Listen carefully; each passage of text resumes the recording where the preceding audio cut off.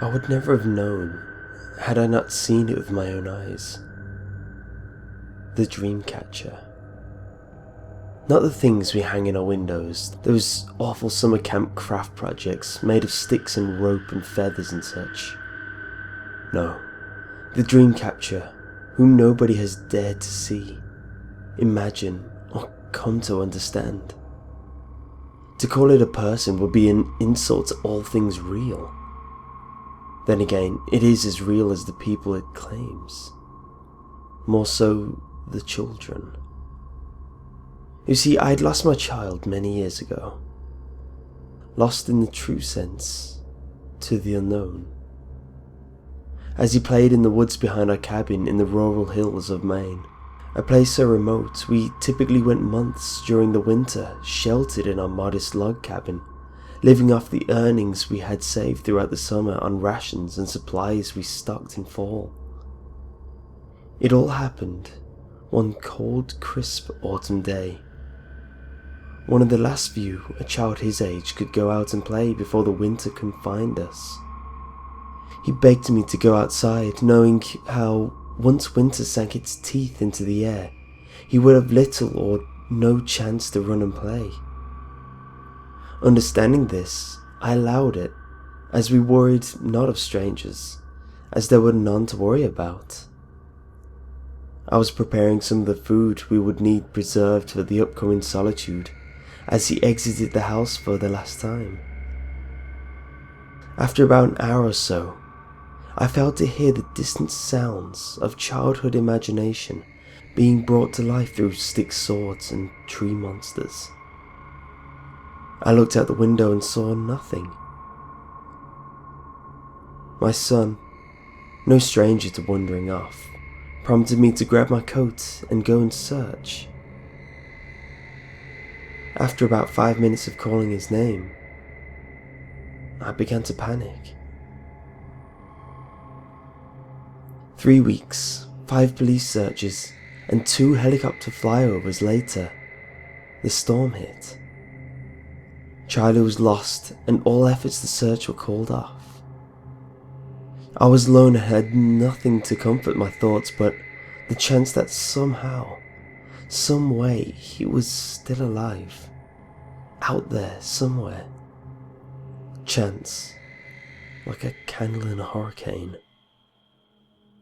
Then the dreams began. At first they woke me. Blurry visions of being half awake. Not so much the sight, but the sounds.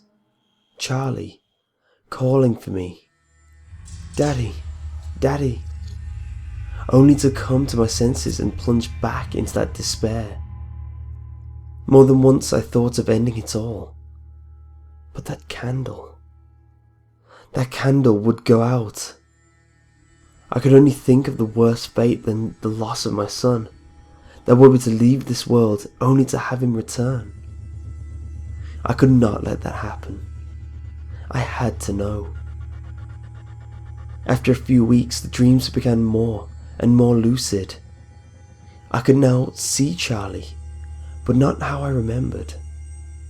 Almost like a ghost, transparent. But unlike a ghost, all grey and muted, he was golden, almost like looking at a light bulb through a piece of parchment. He called for me. Daddy, Daddy, I'm here. I'm here with the dream catcher. I now had a new tormentor, my own mind. It was now March, and the weather finally broke. An entire winter of merciless wind and snow. Piled high well above the edges of the roof was the remnants of the worst winter anyone can recall. I needed to get out. Months of dreaming and pacing and planning. What I would do, where I would go. Nobody to calm my already shaken nerves. Nothing to keep me grounded. Was I mad? Perhaps, but it would not stop me from trying.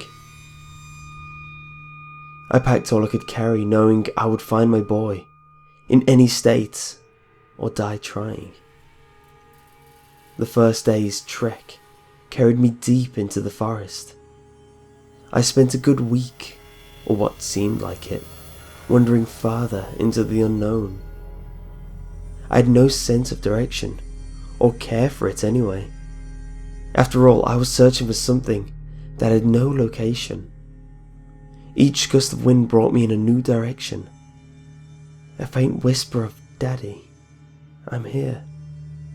Daddy, I'm here." Was it real?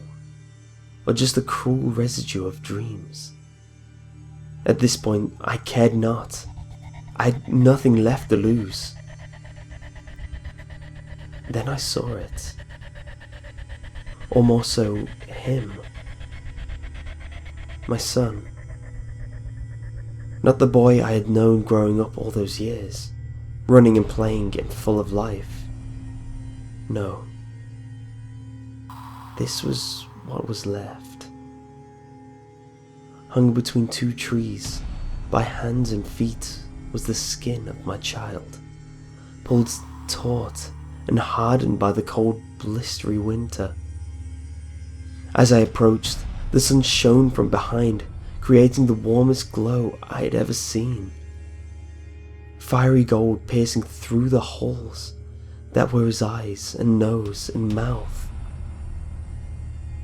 I stumbled, devoid of all energy to face him. As I wept, knowing he was gone, and in the cruelest way, a gentle breeze blew from the direction of the sun behind him. His hide softened and bowed to the breeze, filling his empty shell with form.